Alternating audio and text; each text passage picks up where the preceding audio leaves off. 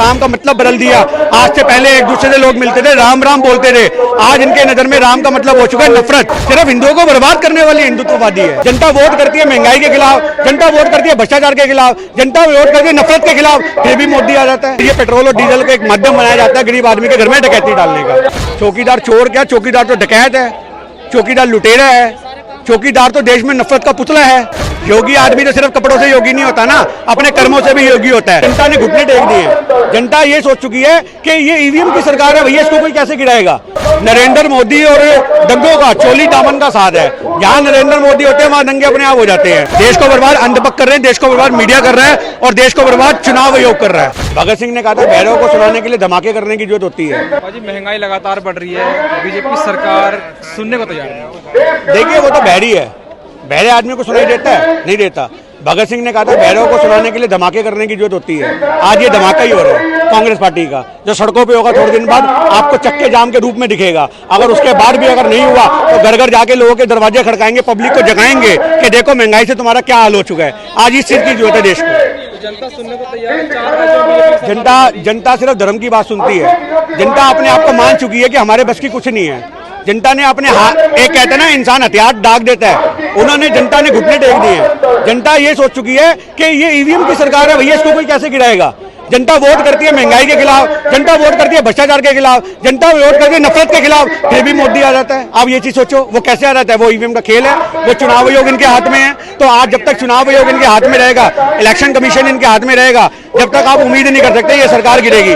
ये सरकार और 2 साल बाद देखना इलेक्शन कराने बंद कर देगी। अभी दिल्ली में एमसीडी के इलेक्शन बंद करा दिए ना इन्होंने। अब ये ऐसे बहाने मारेंगे कि देश में इलेक्शन ही नहीं होंगे। ये वो माहौल बना देंगे तानाशाही का। जब तक मोदी जिंदा रहेगा, जब तक योगी जिंदा रहेगा, मुझे नहीं लगता देश में इनके अलावा कोई आ पाएगा। क्योंकि जब तक बैलेट पेपर से इलेक्शन नहीं होंगे, जब तक देश में सरकार नहीं बदल सकती। 16 दिनों में लगातार 14 दिन तक पेट्रोल के दाम बढ़े, 10 रुपए से ज्यादा बढ़ गए।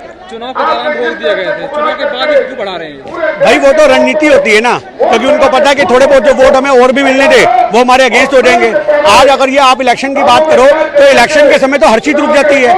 इलेक्शन के समय रोडें भी बनती हैं, जो नेता हार जाता है वो रोड को वही रोक देता है, उसके बाद वो रोड भी नहीं बनती। वो नालियां अगर खुद ही होती है तो खुद ही रह जाती हैं। अगर जीत जाए तो 2 साल तक बनाते रहते हैं, हार जाए तो वही छोड़ देते हैं। तो आज यही वाली बात है कि इनको इलेक्शन में जो पैसा लगाया इन लोगों ने वो कहां से पूरा करेंगे। जो इतने 4 राज्यों में इलेक्शन लड़े हैं, अरबों खरबों रुपए देश का लूटा इन्होंने, बर्बाद करा है, उसको वसूल करने के लिए क्या करेंगे। देश कर्जों में है, सर से लेके पांव तक देश कर्जों में डूबा हो, उसका ब्याज कहां से देंगे। तो उसका ब्याज भरने के लिए आगे इलेक्शनों की तैयारियां करने के लिए इनको पैसा तो चाहिए। तो वो गरीब आदमी के पेट पे लात मारी जाती है और ये पेट्रोल और डीजल का एक माध्यम बनाया जाता है गरीब आदमी के घर में डकैती डालने का। आपने बोला धर्म की राजनीति कर रही बीजेपी, आपको ऐसा क्यों लग रहा है? आप एक बात बताओ, धर्म के अलावा इनके नेता बात ही क्या करते हैं। इनके हर मुद्दे में, अब ये कश्मीर फाइल जो फिल्म आई है, इन्होंने इसका मौका बना लिया 2024 का। 2024 का पूरा इलेक्शन कश्मीर फाइल पे निकल जाएगा, याद रख लेना ये बात। 2024 का पूरा इलेक्शन हिंदुओं को मारा, हिंदुओं को मारा, कोई ये सवाल नहीं करता। उस समय प्रभारी कौन था जम्मू कश्मीर का? उस समय प्रभारी था नरेंद्र मोदी। आप ये देखो, नरेंद्र मोदी और दंगों का चोली दामन का साथ है। जहां नरेंद्र मोदी होते हैं वहां दंगे अपने आप हो जाते हैं। आपने कश्मीर में भी देखा ना, मैंने आपको क्या बोला, उस समय बीजेपी के समर्थन से सरकार चल रही थी, वीपी सिंह की, बीजेपी के समर्थन से। तो सवाल किससे होना चाहिए? सरकारों से। सवाल होता है कांग्रेस से। उसके अलावा गुजरात दंगे हुए, आपने देखा, गुजरात दंगों के लिए जिम्मेदार कौन? मोदी। अभी दिल्ली में दंगे हो गए, उसका जिम्मेदार कौन? मोदी और केजरीवाल। जब तक ये अपनी नैतिक जिम्मेदारी नहीं मानेंगे, ये दंगों की जिम्मेदारी भी विपक्ष पे डाल देते हैं, ये दंगों की जिम्मेदारी मुसलमानों पे डालते हैं, ये दंगों की जिम्मेदारी हिंदुओं पे डालते हैं। तुम्हारा लॉ एंड ऑर्डर कहाँ है? अरे तुम्हारा लॉ ऑर्डर कहाँ है? अगर तुम्हारे घर में घुस करके मैं तुम्हारे बच्चों को 4 थप्पड़ मार के चला जाऊं तो फिर तुम्हारे ऊपर लानत है। तुम अपने घर की प्रोटेक्शन नहीं कर पा रहे, अपने घर की सुरक्षा नहीं कर पा रहे। अरे मेरे से बाद में सवाल होगा कि सरदार तुम्हारे घर में कैसे आया। पहले तो ये बात होगी मैं तुम्हारे दरवाजे भेद के अंदर कैसे गया। पहला सवाल तो ये होना चाहिए ना कि कहीं ना कहीं तुम्हारी अपनी प्रोडक्शन में कमी है, कहीं ना कहीं तुम्हारे घर का अपना बंदा मिला था जिसने मेरे लिए कुंडे खोले। आप देखते हो ना कितनी फिल्मों में जो चोरियां करवाई जाती हैं, नौकरी मिले होते हैं, दरवाजे खोल देते हैं, आ जाओ मालिक को मार दो, लूट के निकल लो। बस वही हाल है, हर राज्य में इनके बंदे बैठे हैं जो दंगे करवाते हैं और इनके बंदों को बाहर निकाल देते हैं। चौकीदार चोर है। चौकीदार चोर क्या, चौकीदार तो डकैत है, चौकीदार लुटेरा है, चौकीदार तो देश में नफरत का पुतला है। आप उसको कह रहे चोर है, चोर से भी बड़ी कोई उपाधि हो, राक्षस है, डाकू है, डकैत है। चौकीदार तो वो है, चौकीदार तो जिस खजाने पे बैठा है उसी को लूटता जा रहा है। जब मोदी सरकार देश में 2014 में बैठी थी ना, तो इतना बड़ा नोटों का अंबार था, इतना बड़ा नोटों का अंबार। 12 फुट के अंबार पे इसको बिठाया था कांग्रेस की सरकार ने, और आज उसके नीचे ईंटें लगा के 2 फुट का अंबार रह चुका है, और 2 फुट के अंबार को 20 फुट का दिखाया जा रहा है कि देखो मोदी सरकार ने ये कर दिया। आज अंबार 20 फुट का बन गया, पर उसके नीचे क्या है, लकड़े हैं। पहले क्या था, नोटों के ढेर थे, वो नोटों के ढेर नीचे से निकल चुके हैं, जनता को वो नजर नहीं आ रहा। जनता, हर एक आम आदमी 30 से 35 हजार रुपए कर्जे में है। अगर आप देश के पूरे कर्जे को आप डिवाइड करोगे ना, तो आप सालाना 30 हजार रुपए कर्जे में हो।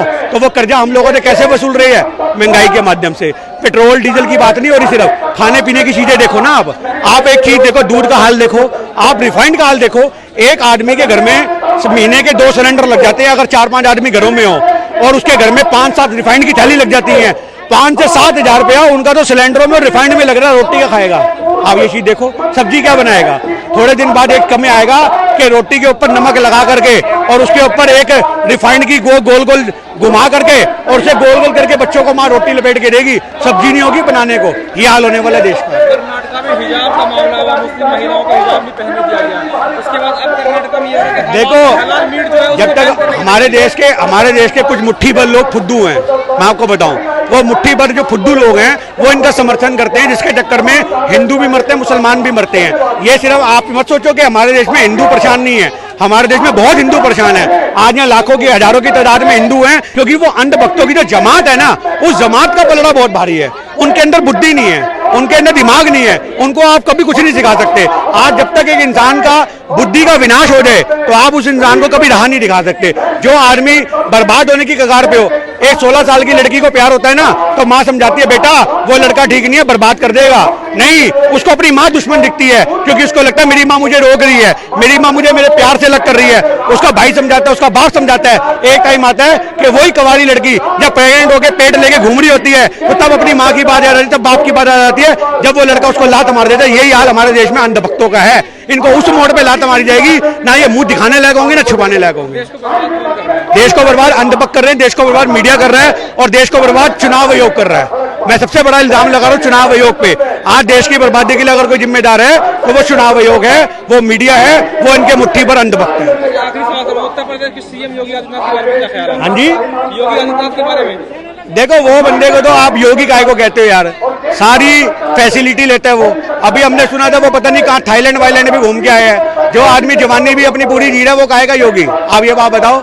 योगी आदमी तो सिर्फ कपड़ों से योगी नहीं होता ना, अपने कर्मों से भी योगी होता है। उनके कर्म में बंदूक, कट्टे, उनके कर्मों में बुलडोजर, ये बातें आती हैं। अरे साधु संतों को तो थप्पड़ भी मार दिए तो वो माफ कर देते थे, ये तो बंदे को घर से खदेड़ के मारने वाला आदमी है। तो आप इसको योगी कह रहे हो? जिसके ऊपर 72 मुकदमे लगे हुए थे, अपने मुकदमे खुद खत्म कर दिए, वो योगी कहां से हो गया?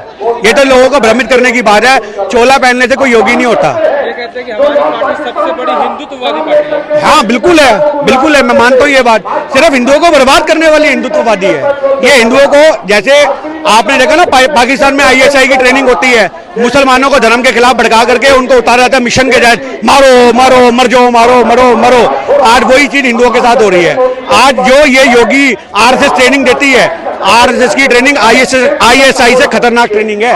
ये लोगों को इतना ज्यादा उग्र कर देते हैं कि लोग मरने मारने को तैयार हो जाते हैं। आज वही हमारे देश में हिंदुओं का हाल हो रहा है। छोटे छोटे बच्चे तलवार उठा के जय श्री राम, जय श्री राम। अरे यार, राम का मतलब बदल दिया। आज से पहले एक दूसरे से लोग मिलते थे, राम राम बोलते थे। आज इनके नजर में राम का मतलब हो चुका है नफरत। आज इनकी राम का मतलब हो चुका है तलवारें हाथ में लो और सड़कों पे उतर जाओ और जय श्री राम बोल के एक बंदे को घेरो और मार दो। ये ऐसे देश चलेगा? ऐसे तो सिर्फ नफरत चलेगी, देश नहीं चल सकता।